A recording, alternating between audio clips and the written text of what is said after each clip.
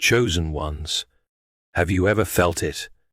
A deep, unshakable force inside you, a knowing, a fire that refuses to be extinguished, no matter how much the world tries to smother it. Maybe, since childhood, you have sensed that you were different, as if something set you apart from those around you. You do not think like others. You do not feel like others. Where they find comfort, you feel confined. Where they find excitement, you feel disinterest. The paths they eagerly walk seem hollow, meaningless in your eyes.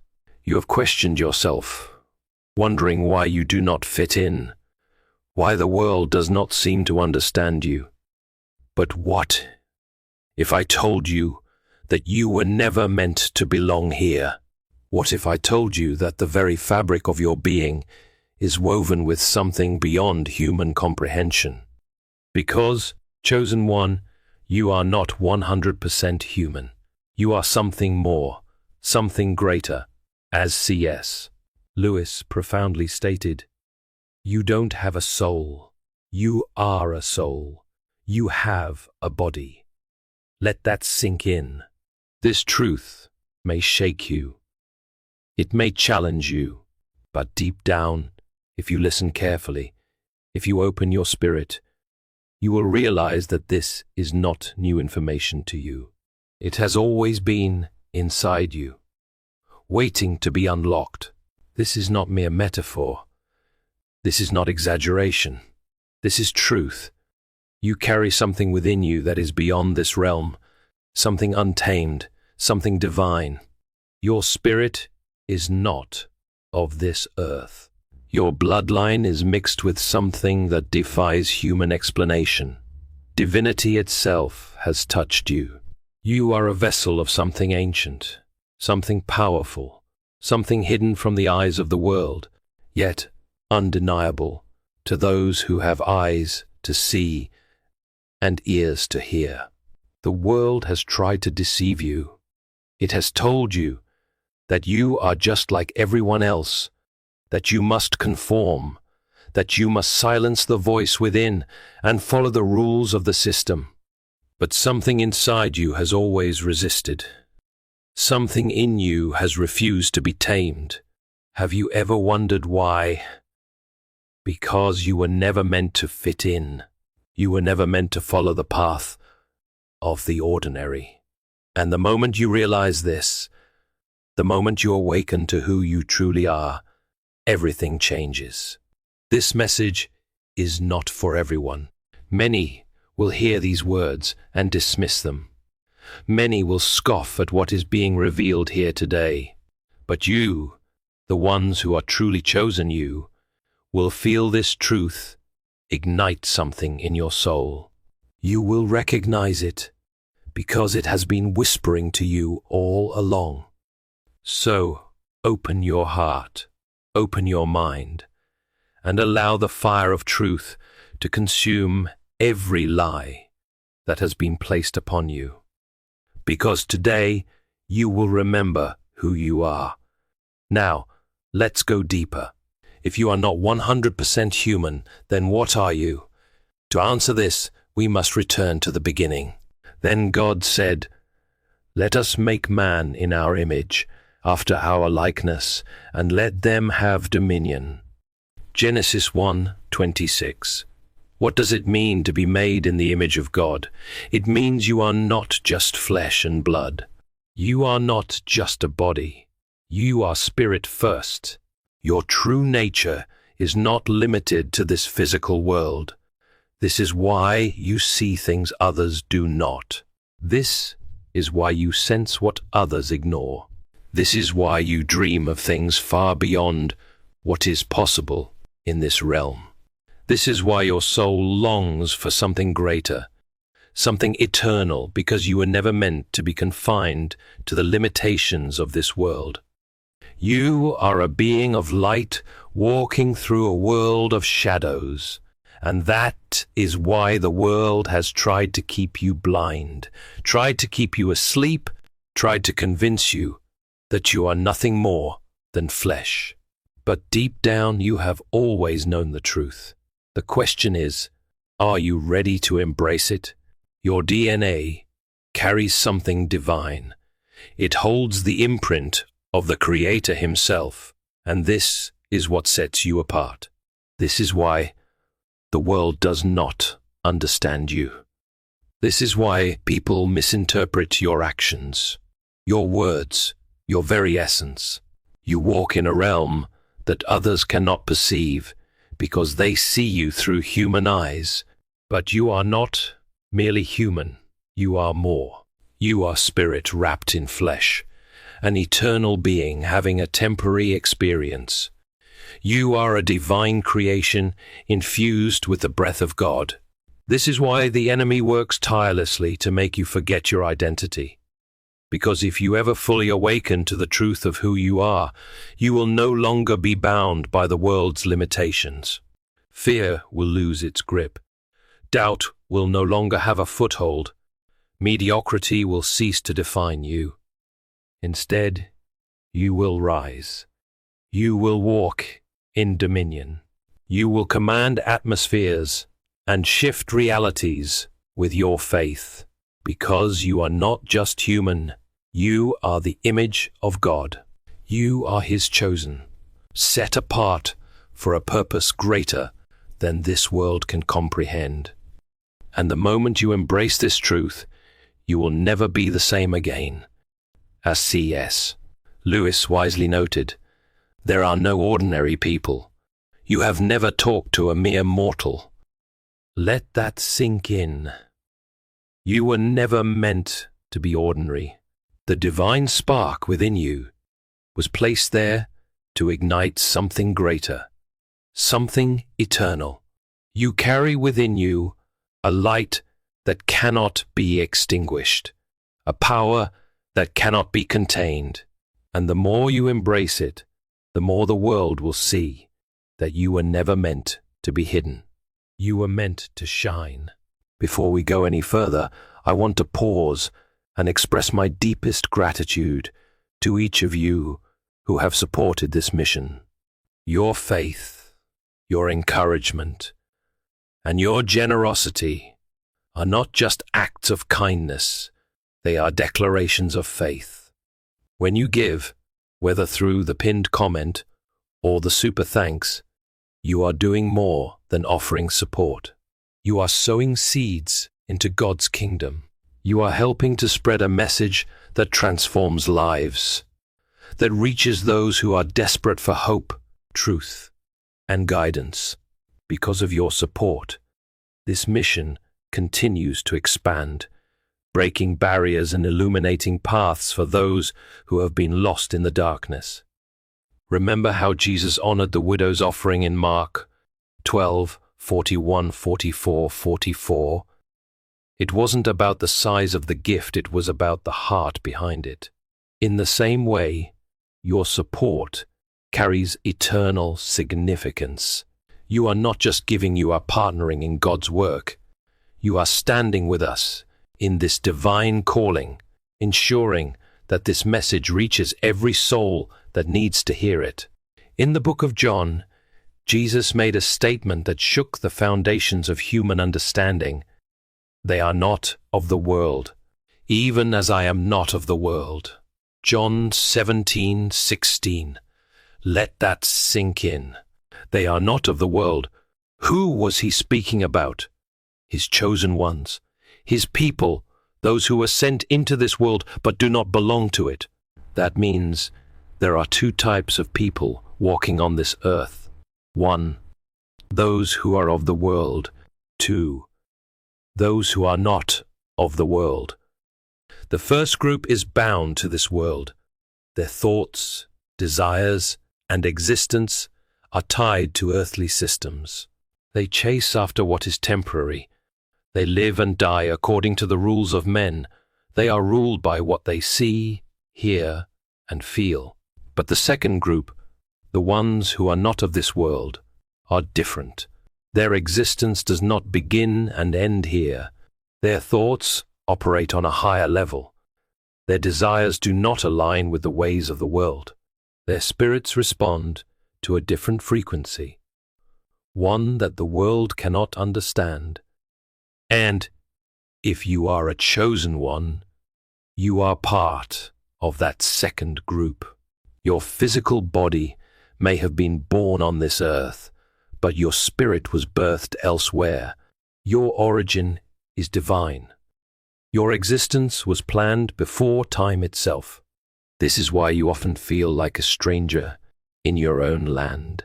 This is why the world does not embrace you. This is why you do not connect with its systems, its values, or its desires, because your essence does not belong here.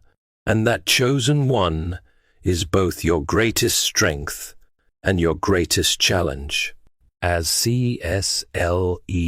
Lewis profoundly stated, if we find ourselves with a desire that nothing in this world can satisfy, the most probable explanation is that we were made for another world. You were never meant to fit in. You were never meant to blend with the crowd. You were never meant to be comfortable in a world that is passing away. You were set apart, called, and chosen. So stop trying to be like them. Stop trying to force yourself into a mold you were never created for. Stop seeking validation from a world that is not your home.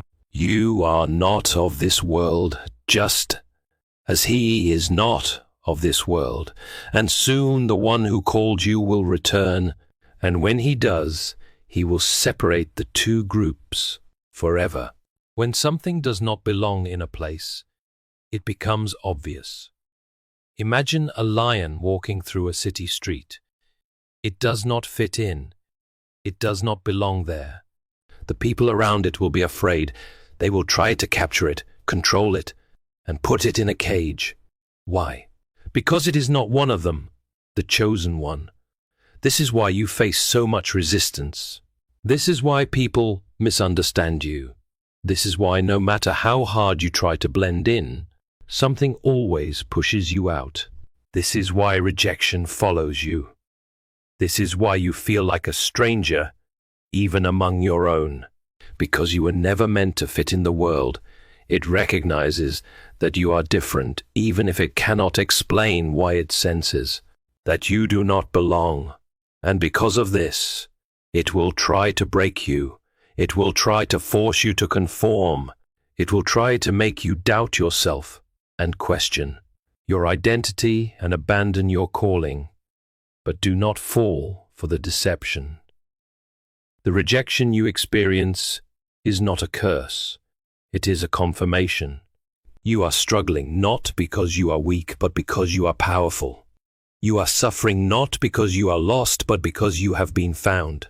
You are being resisted, not because you are worthless, but because you are priceless. The world does not attack what does not threaten it. Instead of chasing approval, embrace your difference. Walk in confidence, knowing that your separation from the world is proof that you belong to something greater too. Guard your spirit. The world will try to corrupt you, to dull your fire, to make you forget who you are. It will bombard you with distractions, temptations and lies, meant to pull you away from your true identity. As C.S. Lewis insightfully observed, the safest road to hell is the gradual one, the gentle slope, soft underfoot, without sudden turnings, without milestones, without signposts. Protect your spirit at all costs. Proverbs 4:23. Guard your heart, for everything you do flows from it. Be mindful of what you allow into your heart, what you watch, listen to, and surround yourself with. Not everything that is permissible is beneficial. Speak with authority. Your words shape your reality. Stop speaking weakness. Stop speaking defeat. Speak life. Speak power. Speak destiny. Your voice carries divine weight, and what you declare has the power to shift atmospheres. Proverbs 18, 21. Death and life are in the power of the tongue. If you continually speak fear, you will live in fear. If you speak faith, you will walk in faith. Use your voice as a weapon. As C.S. Lewis beautifully expressed, aim at heaven and you will get earth thrown in. Aim at earth and you get neither. Declare victory before you see it. Walk by faith, not sight. Your true power is not in what you see, but in what you know. Stop waiting for physical proof before you move. The world relies on sight, but you are called to rely on revelation. 2 Corinthians 5:7. For we walk by faith, not by sight. Faith is knowing that even when nothing makes sense, God is still in control. Faith is stepping forward even when the path is unclear. Faith is moving even when fear tells you to stand still. Stay connected to the source. Your strength does not come from this world. It comes from above. If you stay disconnected, you will feel powerless, empty, and lost. The key to living victoriously is remaining in the presence of the one who sent you. John 15:5. Apart from me, you can do nothing. Spend time in prayer, meditate on His Word, and surround yourself with kingdom-minded people.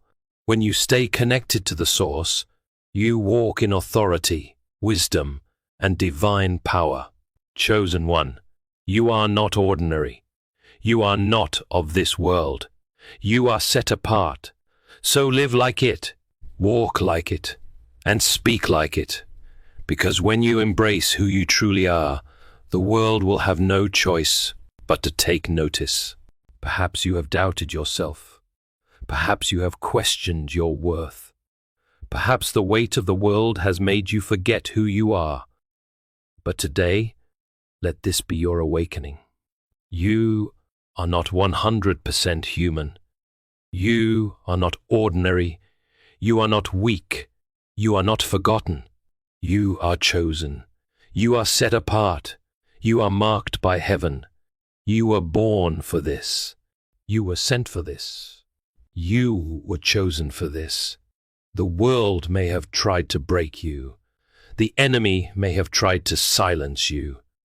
But the fire inside you cannot be extinguished because you were never meant to fade into the background. You were meant to rise. You were meant to lead. You were meant to walk in power. So rise and take your place. The kingdom is calling. The time is now. No more waiting. No more hesitating. Step into who you were created to be. Let us pray together in faith, as one family, O Sovereign Lord, the Ancient of Days, the Almighty One, the everlasting light, the consuming fire, the unshakable rock, the God of all power and dominion today. We call upon your mighty name. You who reign in majesty, you who hold the heavens in the span of your hand, you who have no rival, no equal, no contender. You alone are God, and there is none besides you. You are the Alpha and the Omega, the beginning and the end, the one who was, who is, and who is to come. Father, today we stand before you, lifting up every chosen one, those whom you have set apart before the foundation of the world, those you have called by name, those whom you have destined for greatness, those whom you have marked as your own. Let this be an hour of awakening. Let this be a moment of shaking. Let this be the season of a mighty outpouring of your Spirit upon their lives, O Lord. Many of your chosen ones have wandered in the wilderness of deception, lost in the snares of the enemy, entangled in battles that were designed to break them, caught in cycles of confusion, pain, and delay. The adversary has sought to silence them. The world has attempted to suppress them. But today, O God, we cry out for divine intervention. We summon the fire of heaven to descend with holy fury, to consume every chain, to demolish every stronghold, to obliterate every force that has dared to stand between them and their divine destiny. Let every shackle be shattered. Let every prison door be flung open. Let every oppressive yoke be broken by the power of your mighty hand, Lord. Let every veil of blindness be torn asunder. Let the scales that have clouded their vision fall from their eyes. Let every deafened ear be opened to hear your voice clearly, unmistakably, undeniably. O Lord, awaken their spirits. Let them no longer perceive themselves as weak, as forgotten, as insignificant. No, they are your warriors, robed in righteousness, clothed in divine strength. They are ambassadors of the kingdom, bearers of your glory, vessels of your power. They are not of this world, but sent into this world for such a time as this. Father, let them no longer settle for mediocrity. Let them no longer bow to fear. Let them no longer shrink back from their calling. The world may reject them, but you have chosen them. The world may despise them, but heaven has called them by name. The world may attempt to break them, but they cannot be broken, for greater is he who is in them than he who is in the world. The fires of affliction will not consume them. The storms of life will not destroy them. The trials of this world will not define them, for they are chosen, anointed, appointed, and unstoppable in you. Lord, I declare and decree that every demonic force assigned to diminish them, to silence them, to weaken them, be utterly destroyed now in the mighty name of Jesus. Every false identity placed upon them by the lies of this world be erased. Every whisper of the enemy that has sown doubt, fear, and insecurity be silenced by the resounding truth of your word. I declare that today they will arise, they will stand in power, they will move in dominion, they will walk in divine authority as sons and daughters of the Most High God. Strengthen their hearts, O Lord. Some have been battling in secret, crying out in the dark, wondering if you have forgotten them. But, Father, remind them today that you have not forgotten them. You have not abandoned them. You have not left them in the hands of their enemies. Your word declares in Isaiah 49:16, "See, I have engraved you on the palms of my hands. Your walls are ever before me." O God, let every weary soul receive fresh strength now. Let them rise up with wings like eagles. Let them run and not grow weary. Let them walk and not faint. Let them move in supernatural boldness. Lord, I speak activation over every dormant spiritual gift within them. I call forth the anointing that has been locked away. I declare that every buried calling, every silenced purpose, every hindered destiny be released now in the name of Jesus. Let them walk in divine wisdom. Let them operate in supernatural discernment. No longer will they doubt who they are. No longer will they question their worth. No longer will they walk in hesitation and uncertainty. From this day forward, they will move with precision, with confidence, with an unshakable conviction that they are called, equipped, and empowered by you. They will speak with authority. They will walk with courage, and no power in hell will be able to stop them. O Lord, I pray for divine protection over them.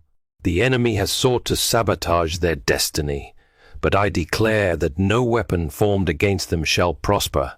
Every demonic trap set before them be destroyed. Every curse spoken against them be reversed. Every scheme of darkness be overturned by the power of the living God. Father, let your presence surround them like a mighty shield. Let the fire of your glory consume every impurity, every distraction, every hindrance. Let the anointing upon their lives increase. Let the oil of heaven overflow upon them. Let them walk in undeniable favor. Let supernatural doors swing open before them, doors that no man can shut, doors that will lead them into the fullness of their divine purpose. And now, Lord, I lift up every person who will hear this message, who will receive this word, who will stand in agreement with this prayer. Those who will share, those who will spread this message, those who will take action to awaken others. Father, bless them mightily. Let their obedience unlock the gates of heaven over their lives. Let their faithfulness become the catalyst for supernatural breakthroughs. Let their steps be ordered by your hand, and let them walk into divine acceleration. Whatever they are believing you for, Lord, let them see it come to pass swiftly. Whatever they have been praying for in secret, let them receive openly. Whatever they have been battling, let them walk into victory now. I decree supernatural increase over them. I decree divine restoration over them. I decree unstoppable favor upon them. Lord, let your chosen ones take their rightful place. Let them advance in their calling. Let them shine as beacons of light in the darkness. Let them shake the very foundations of this world with the power of your presence. Let revival break forth. Let the fire of your Spirit fall upon them. Let the nations tremble at the weight of your glory, O God. And I declare, in the mighty, matchless, unshakable, unstoppable name of Jesus Christ, that from this day forward, they will never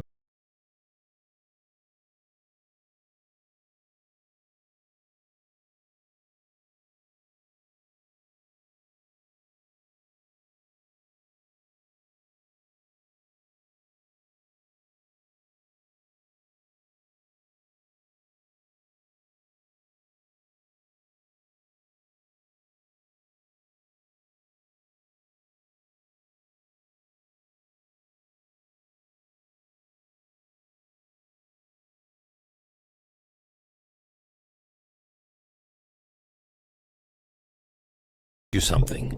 Have you ever felt stuck, drained, or like something or someone is holding you back from the life God has for you? Let's get real. Sometimes the very people we cling to are the ones God is telling us to release. And here's the truth. You can't step into the blessings God has for you while you're still dragging dead weight. Jesus didn't call us to be people pleasers. He called us to obedience. And obedience means trusting him when he says, let them go. Some relationships are like anchors, pulling you down when God wants to lift you higher. Others are like chains, keeping you bound when God wants to set you free. Proverbs 13:20 says it plainly. Walk with the wise and become wise, for a companion of fools suffers harm. Listen, the company you keep can make or break your walk with Christ. C.S. Lewis wrote in Mere Christianity, getting over a painful experience is much like crossing monkey bars. You have to let go at some point in order to move forward. Some of us are holding on to relationships that are stunting our growth, blocking our blessings, and keeping us stuck in a place God never meant for us to stay. Today we're diving into 7 undeniable signs that God is saying it's time to move on.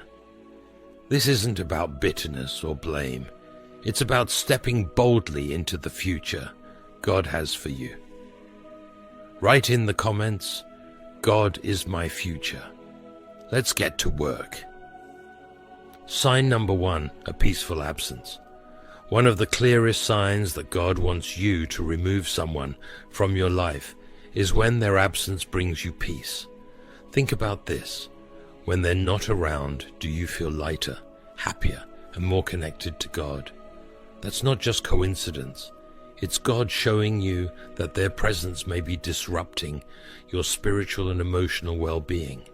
Philippians 4:7 tells us, "The peace of God, which transcends all understanding, will guard your hearts and your minds in Christ Jesus." God's peace is not just a feeling, it's a sign of His presence and blessing. When someone consistently disrupts that peace, it's worth asking if they are meant to be in your life. This kind of disruption can happen subtly. Maybe when they call, you immediately feel drained, or after spending time with them, you notice you're emotionally exhausted and spiritually distant. On the other hand, when they're gone, when there's a break in the relationship, you might feel joy returning. You might pray more, think more clearly, or simply feel like yourself again. That's not just relief, it's revelation. The Bible gives us examples of this principle. Abraham, a man chosen by God, had to part ways with Lot before God could fully bless him. In Genesis 13 verses 14 to 15, it wasn't until Abraham separated from Lot that God said, "Lift up your eyes and look from the place where you are, northward and southward and eastward and westward, for all the land that you see, I will give to you and to your offspring forever." Sometimes God's blessings are waiting for us on the other side of obedience. Here's the hard truth. Some people carry spiritual baggage that God doesn't want you to bear. Their presence can create a spiritual weight that hinders your growth. It's not about blaming or condemning them. It's about recognizing when God is calling you to prioritize your peace and your purpose, and the challenge is to trust God enough to let go. If their absence brings peace, don't ignore that sign. Letting go might hurt at first, but it's a step toward the freedom, blessings, and joy God wants for your life. Sign number 2, toxic behavior. Another undeniable sign that God is urging you to remove someone from your life is their toxic behavior. Toxicity isn't just about personality clashes or disagreements. It's a pattern of behavior that drains you emotionally, pulls you down spiritually, and hinders your ability to grow into the person God has called you to be. The Bible warns us clearly in Proverbs 22, verses 24 to 25. Do not make friends with a hot-tempered person. Do not associate with one easily angered, or you may learn their ways and get yourself ensnared. Toxic people can influence you more than you think. Their actions, attitudes, and negativity can seep into your life, creating chaos and spiritual unrest. C.S. Lewis said in The Problem of Pain, "Love may forgive all infirmities, and love still in spite of them. But love cannot cease to will their removal." God loves every person, but His love also calls for us to be separated from what harms us, even if it comes through someone else's toxicity. Love doesn't mean tolerating behaviors that damage your soul. It means aligning your relationships with God's truth. In today's culture, toxicity is often glorified. People call it being real or living on demon time. But let's be honest, there's nothing godly about manipulation, constant negativity, or an unwillingness to take accountability. These behaviors aren't just frustrating, they're spiritual red flags. Look at the life of Jesus. Even in His love and mercy, He wasn't afraid to confront toxicity. When Peter tried to derail his mission by speaking out of turn, Jesus said bluntly, "Get behind me, Satan." Matthew 16:23. Was Jesus calling Peter Satan? No, but he recognized that the spirit behind Peter's words was contrary to God's will. Jesus knew how to set boundaries without losing compassion. Toxic people often refuse to grow or change. Their destructive patterns can be fueled by pride, unrepentance, or even spiritual strongholds. While we are called to pray for others and love them, we are not called to sacrifice our spiritual health, to stay connected to someone who isn't willing to heal or grow. When you see these patterns, don't ignore them. Ask God for wisdom and courage to set boundaries, or if needed, to release the relationship entirely. Sign number 3, lack of love for God. A relationship centered on God is like a house built on a firm foundation. It can withstand the storms of life. Matthew 7, verses 24 to 25. But when someone doesn't love or respect God, that foundation is missing. Their values, priorities, and direction in life will eventually clash with yours. Amos 3:3 asks a pointed question. Can two walk together unless they are agreed? The answer is clear. They cannot. When someone doesn't share your faith in God, it creates a spiritual divide that will show up in how they live, make decisions, and even how they treat you. A lack of love for God doesn't always look obvious. Some people openly scoff at faith or mock your walk with Christ. Others may claim to love God, but their actions tell a different story. Jesus warned us in Matthew 7:16, "By their fruit you will recognize them." Pay attention to the evidence of their life. Do they pursue holiness? Do their actions reflect a heart surrendered to God? If not, their influence could be pulling you away from your own faith journey.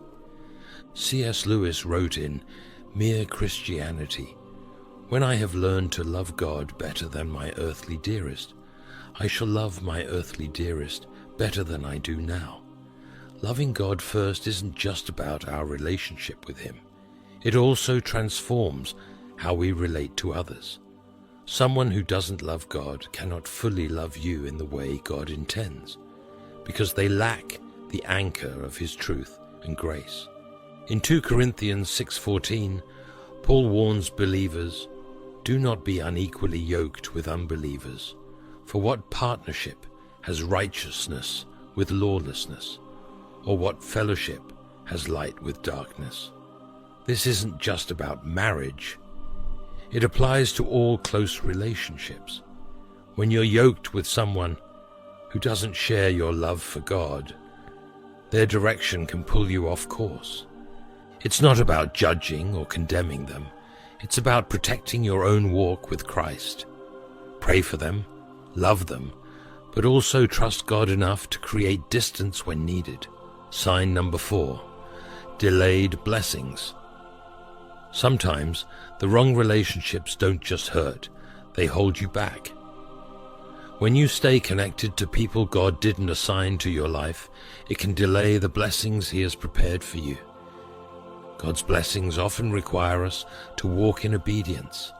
In Genesis 12, God called Abram to leave his country, his people, and his father's household to receive a great promise. "I will make you into a great nation, and I will bless you." Genesis 12:2. But it wasn't until Abram separated from his nephew Lot that God fully revealed the blessings He had in store. Genesis 13 verses 14 to 15 says, "The Lord said to Abram, after Lot had parted from him, 'Look around from where you are. All the land that you see I will give to you.'" Lot wasn't necessarily a bad person, but he wasn't part of the specific promise God had for Abram. Holding on to the wrong people, even with good intentions, can block the flow of God's blessings in your life. Think about it like carrying a heavy backpack on a hike. Every step feels harder than it should, and you find yourself slowing down. But when you set the backpack down, suddenly the path becomes manageable. In the same way, some relationships are spiritual baggage. You're carrying unnecessary weight, and it's holding you back from the progress God wants you to make. C.S. Lewis expressed a similar idea in The Weight of Glory. It would seem that our Lord finds our desires not too strong, but too weak.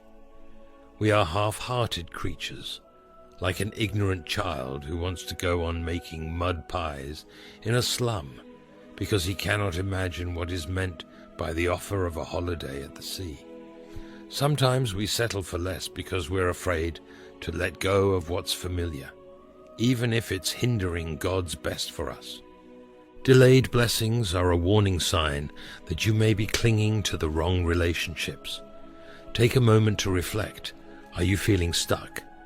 Are you missing opportunities that align with God's promises?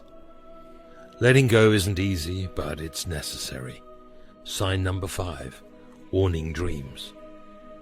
God often speaks through dreams to guide and protect his people. And one of the signs that it's time to remove someone from your life is when he gives you repeated warnings in your dreams. Dreams are not just random thoughts or meaningless images. They can reveal what's happening in the spiritual realm. In Job 33 verses 14 to 16, we're reminded, for God does speak, now one way, now another, though no one perceives it. In a dream, in a vision of the night, when deep sleep falls on people as they slumber in their beds, he may speak in their ears and terrify them with warnings. God uses dreams to get our attention, especially when we might be ignoring other signs. Take Joseph in the Bible as an example. God gave him dreams that warned him of danger and revealed the future. Matthew 2:13. When Herod sought to kill the child Jesus, God used a dream to warn Joseph to flee to Egypt. Dreams were Joseph's lifeline. They were a way God spoke clearly and urgently. In our lives, dreams can reveal the spiritual reality of a relationship. Perhaps you've had recurring dreams about someone bringing harm, creating conflict, or even betraying you. These aren't coincidences, they're divine warnings. Pay attention, because God is showing you something about the spiritual weight or danger that person carries. C.S. Lewis captured the gravity of unseen realities in the Screw Tape Letters. There are 2 equal and opposite errors into which our race can fall about the devils. One is to disbelieve in their existence. The other is to believe and to feel an excessive and unhealthy interest in them.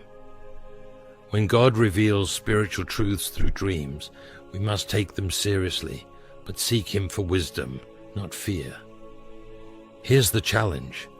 Don't dismiss the dreams God gives you. They are his way of communicating when you may not be hearing him in other areas. Pray for discernment and clarity. Ask God to confirm his message through his word, his spirit, or even godly counsel. Ignoring these warnings can lead to unnecessary pain or missed blessings. Sign number 6, improved life without them. One of the clearest signs that God wants you to let someone go is when your life begins to improve after they're gone. Sometimes the evidence is undeniable. Your peace returns, your focus sharpens, and your relationship with God grows stronger. When separation leads to spiritual, emotional, and even physical growth, it's a sure sign that their presence was holding you back. John 15:2 says, "He cuts off every branch in me that bears no fruit, while every branch that does bear fruit, he prunes so that it will be even more fruitful." God is a gardener, carefully tending to our lives. Pruning can be painful, but it's necessary for growth. When he removes someone who isn't contributing to his purpose for you, He is making room for something better. Have you ever experienced a time when, after distancing yourself from someone, doors began to open that had been closed? Maybe your prayer life grew stronger, opportunities aligned, or you simply felt lighter and more joyful. This isn't a coincidence. It's God removing hindrances so his plans can unfold. C.S. Lewis wrote in The Great Divorce, "There are some things we cannot keep, memories, circumstances, relationships, but the good cannot grow if the bad remains." Holding on to relationships that are no longer part of God's plan can choke the good he wants to cultivate in your life. In Scripture, we see examples of how separation often precedes blessing. When Paul and Barnabas parted ways in Acts 15, verses 36 to 41, it may have seemed like a setback, but God used that separation to multiply their ministry efforts. Similarly, your life may seem uncertain after a difficult parting, but God has a purpose for the pruning. The challenge is to trust what you see and feel when your life improves without someone's presence. It's not selfish to recognize when a relationship no longer aligns with God's plan. It's obedience. Don't mistake familiarity for God's will or comfort for peace. If God is blessing you after a relationship ends, it's confirmation that He's guiding you to something greater. Sign number 7, repeated warnings from God. When God wants to get your attention about someone in your life, He often gives repeated warnings. These warnings may come in various forms: red flags in their behavior, advice from trusted people, a growing unease in your spirit, or even scripture that convicts you. Ignoring these warnings can lead to unnecessary pain, delay, or missed blessings. Proverbs 3 verses 5 to 6 reminds us, "Trust in the Lord with all your heart and lean not on your own understanding. In all your ways submit to Him, and He will make your paths straight." God is faithful to guide us, but we have to trust Him enough to listen and act when He speaks. Repeated warnings are His way of lovingly saying, "This isn't my will for you. Let go and move forward." These warnings often start small, like a nagging feeling in your spirit when you're around someone. Over time, they grow louder. Maybe others have gently pointed out that this relationship doesn't seem healthy. Perhaps you've noticed that being with this person pulls you away from prayer, church, or your relationship with God. These are not coincidences, they're confirmations. C.S. Lewis captures the reality of God's guidance in mere Christianity. When you are behaving as you should, the work of God is easy and pleasant, but when you are not, you will find it hard and tiresome. If you feel constant turmoil or resistance in a relationship, it may be God redirecting you toward His plan. The Bible provides examples of people who ignored God's warnings and suffered for it. Samson repeatedly ignored God's guidance about Delilah, and it led to his downfall. King Saul clung to disobedience, refusing to fully let go of what God told him to abandon, and he lost his kingdom. 1 Samuel 15. God's repeated warnings are an act of love. He isn't trying to punish you. He's trying to protect you. The longer we resist, the more likely we are to experience unnecessary pain. Take these warnings seriously. Pray for discernment, listen to godly counsel, and trust the Holy Spirit's conviction in your heart. Letting go of someone God is asking you to release is one of the hardest but most rewarding acts of obedience. The 7 signs we've explored: peaceful absence, toxic behavior, lack of love for God, delayed blessings, warning dreams, life improvement without them, and repeated warnings are His way of guiding you toward His perfect plan. Remember Isaiah 43:19. "See, I am doing a new thing. Now it springs up. Do you not perceive it? I am making a way in the wilderness and streams in the wasteland. When God removes someone from your life, it's not rejection, it's redirection. He is pruning, shaping, and preparing you for greater blessings. The decision to let go isn't easy, but it's a step of faith that opens the door to peace, freedom, and God's best for you. Trust Him, follow His guidance, and lean on His strength. He is faithful and always working for your good. Thank you for watching.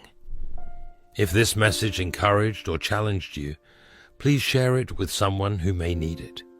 Together, let's help others experience the freedom that comes from walking in God's will. God bless you and your family forever. Have you ever noticed how some people can't stand silence? How they become visibly uncomfortable when there's no noise, no conversation, no distraction? The Bible reveals something powerful about silence. It doesn't just calm the righteous spirit. It often exposes what's hidden in hearts that aren't aligned with God. In Psalm 46:10, God commands us to be still and know that I am God. But have you ever wondered why this simple instruction feels impossible for some people? Why do certain individuals react with anger, anxiety, or even aggression when confronted with silence? Today I'm going to reveal 7 biblical ways that silence exposes spiritual problems in people. This isn't about judging others, it's about understanding the spiritual battle happening around us each day. When we understand what is happening spiritually, we can better protect ourselves and help those who might be struggling. I have studied Scripture for years, counseled hundreds of people, and witnessed firsthand how silence becomes a powerful revealer of what is truly in someone's heart. The patterns are consistent, and more importantly, they are all addressed in God's Word. So let us dive into these ways. Silence exposes demons in people, and by the end of this message, you may gain a new understanding of why Jesus Himself often withdrew to quiet places, and why the enemy works so hard to fill our world with constant noise. The first way silence exposes spiritual problems is when someone shows a complete inability to be alone with their own thoughts. In Mark 1:35, we read that very early in the morning, while it was still dark, Jesus got up, left the house, and went off to a solitary place where He prayed. Jesus routinely sought silence and solitude to commune with God. This was His pattern and His spiritual discipline. Yet people with spiritual darkness often cannot bear their own company, constantly needing noise, distraction, and stimulation. When forced into silence, they become visibly agitated, anxious, or uncomfortable. This reaction is not random, as James 4:8 reminds us. Come near to God, and He will come near to you. Wash your hands, you sinners, and purify your hearts, you double-minded. In silence before God, the humble find His nearness, while those harboring sin become painfully aware of their spiritual condition. Consider the behavior of those who immediately reach for their phone, turn on the TV or music the moment they enter a room, fill every conversational gap with nervous chatter, make excuses to leave quiet settings, or even mock those who enjoy silence and solitude. I recall counseling a man named Robert who couldn't sit in silence for even 2 minutes. During our sessions, whenever I paused to allow him to reflect, he would fidget, change the subject, or make jokes. Later he confessed that in silence, all his regrets, sins, and failures would flood his mind, and he could not bear to face them. Ecclesiastes 3:7 reminds us, there is a time to be silent and a time to speak. Those at peace with God can embrace both, but those with unaddressed spiritual issues often fear silence because it forces them to confront what they have been running from. The second way silence reveals spiritual problems is through a person's need to control others. especially during quiet moments. In 1 Kings 19, verses 11 to 12, we read about Elijah's encounter with God. The Lord said, "Go out and stand on the mountain in the presence of the Lord, for the Lord is about to pass by." Then a great and powerful wind tore the mountains apart, but the Lord was not in the wind. After the earthquake came a fire, but the Lord was not in the fire. And after the fire came a gentle whisper. God often speaks in that gentle whisper, in the silence.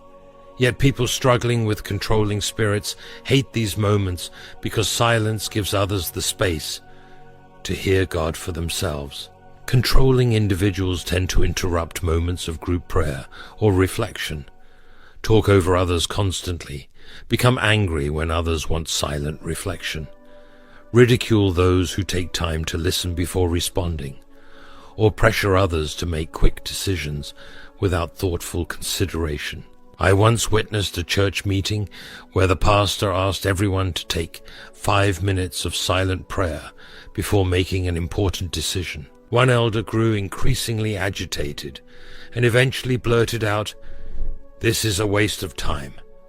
I already know what we should do." His outburst exposed more than just impatience. It revealed a deep need to control the group and prevent others from receiving their own guidance from God. Proverbs 29:11 tells us that fools give full vent to their rage, but the wise bring calm in the end. Such controlling behavior often masks deep insecurity and fear, the fear that if others hear from God directly, they might no longer need the controller's so-called wisdom. Jesus never controlled his disciples. Even when they made mistakes, he allowed them the dignity of choice. When someone in your life cannot allow silence because it means surrendering control, recognize this as a spiritual red flag that calls for prayer and healthy boundaries. The third way silence exposes spiritual problems is by revealing hidden anger and bitterness that otherwise stay concealed behind busy words and actions. Ephesians 4 verses 26 to 27 warns us, "In your anger do not sin. Do not let the sun go down while you are still angry, and do not give the devil a foothold." Unresolved anger creates an opportunity for demonic influence in our lives, and in silence, this concealed anger often boils to the surface. When distractions fade away, what is truly in someone's heart becomes evident. People harboring hidden anger may react to silence by becoming inexplicably irritable, without apparent cause, interpreting neutral comments as personal attacks, making sarcastic or cutting remarks that shatter the quiet, displaying physical tension through clenched fists or grinding teeth, or abruptly changing the subject to dwell on grievances or complaints. Hebrews 12:15 cautions us to see to it that no one falls short of the grace of God, and that no bitter root grows up to cause trouble and defile many. Bitterness rarely remains contained. It spreads and contaminates relationships and communities. If you notice someone who becomes unusually angry or irritable in silence, it may be a sign of unresolved bitterness, and instead of confronting them, it is best to pray that God will bring healing to their heart. The fourth way silence exposes spiritual problems is by highlighting a deep fear of introspection and personal accountability. In 2 Corinthians 13:5, we are instructed to examine yourselves to see whether you are in the faith. Test yourselves. Self-examination is a biblical practice for maintaining spiritual health. Yet for those harboring secret sins or living double lives, introspection is terrifying. Silence creates the space for the Holy Spirit to convict us of sin, righteousness, and judgment, as John 16:8 reveals. Those who resist God's conviction will go to great lengths to avoid quiet moments of honest self-reflection. People afraid of accountability might deflect with humor when serious topics arise, quickly change the subject when conversations turn to personal responsibility, become defensive at the slightest hint of correction, blame others for their problems, or even create drama or crises that demand immediate attention. Psalm 139 verses 23 to 24 offers a prayer of one who is not afraid of accountability. Search me, God, and know my heart.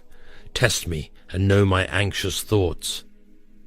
See if there is any offensive way in me, and lead me in the way everlasting. This prayer invites God's inspection instead of fearing it.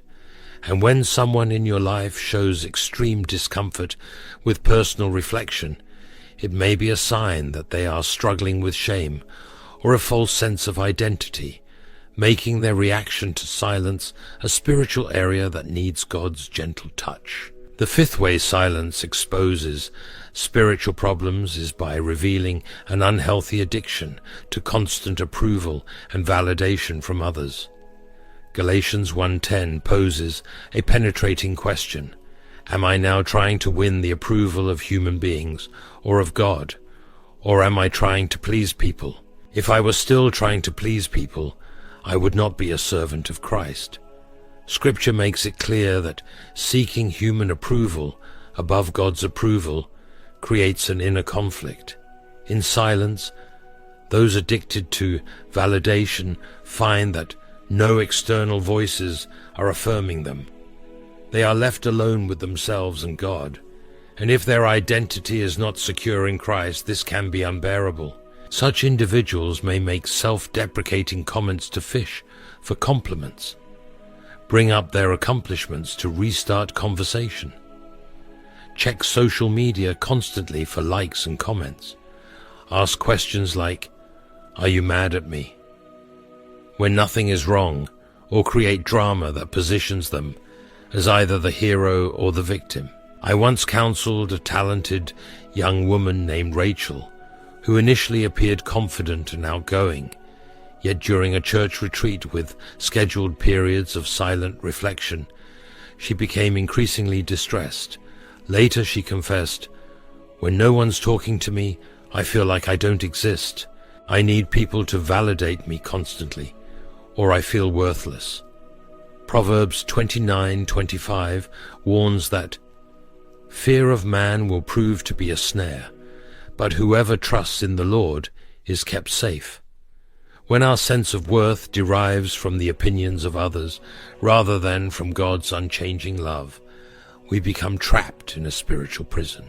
The sixth way silence exposes spiritual problems is by revealing an inner spiritual emptiness where God's presence should dwell. In John 14:27, Jesus promised, "Peace I leave with you, my peace I give you. I do not give to you as the world gives. Do not let your hearts be troubled, and do not be afraid." Believers filled with Christ's Spirit experience His peace, especially in silence. However, those who are spiritually empty find silence intolerable because it highlights what is missing within them. Such people might express nihilistic or hopeless thoughts, complain that silence feels pointless or boring, become visibly anxious or panicked when quiet extends too long, make jokes about how creepy or weird silence is, or attempt to fill the void with substances, entertainment, or unhealthy relationships. Jesus described this condition in Revelation 3:1 when he said, "I know your deeds. You have a reputation of being alive, but you are dead." Many people may appear spiritually active, yet lack an authentic connection with God. If someone in your life shows extreme discomfort with silence due to spiritual emptiness, the answer is not more noise or activity. Rather, they need a genuine encounter with Jesus Christ, an authentic relationship that fills the void with His presence. The seventh and most serious way silence exposes spiritual problems is when it reveals an active resistance or warfare against hearing God's voice. In 1 Samuel 3:10, Samuel responds to God's call by saying, "Speak, for your servant is listening." This receptive posture toward God's voice represents spiritual health, yet some people actively fight against hearing from God. James 4:7 instructs us, "Submit yourselves then to God. Resist the devil, and he will flee from you." However, those under demonic influence often do the opposite. They resist God and submit to the enemy's influence, sometimes even unconsciously. Individuals engaged in this spiritual warfare may become inexplicably angry or hostile during prayer times, mock or ridicule those who claim to hear from God, create disruptions during corporate worship or prayer, use scripture out of context to justify avoiding quiet time with God, or experience unusual physical symptoms such as headaches, nausea, or sudden fatigue during silent prayer. Isaiah 30 verses 9 to 11 describes this condition as one in which rebellious people, deceitful children, refuse to listen to the Lord's instruction, saying to the seers, "See no more visions," and to the prophets, "Give us no more visions of what is right. Tell us pleasant things, prophesy illusions." When someone demonstrates such a level of resistance to silence and to hearing God's voice, they may need more than gentle encouragement.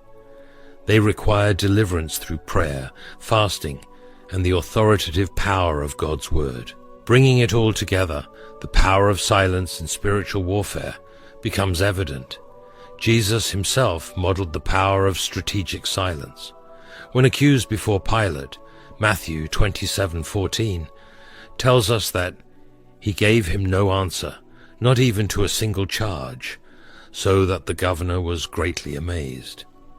Jesus understood when to speak and when silence would accomplish more. Recognize that introducing silence into your relationships is not about manipulating or testing others. It is about creating space for God to work. Psalm 62:5 advises, "Yes, my soul, find rest in God. My hope comes from him." In practical terms, begin by incorporating regular times of silence into your personal devotions. Even 5 minutes of silent listening before God can be transformative. When faced with conflict or important decisions, practice the pause, remembering Proverbs 17:27, which reminds us that the one who has knowledge uses words with restraint, and whoever has understanding is even-tempered. If someone in your life shows extreme reactions to silence, do not confront them directly. Instead, pray for them and gently encourage their healing.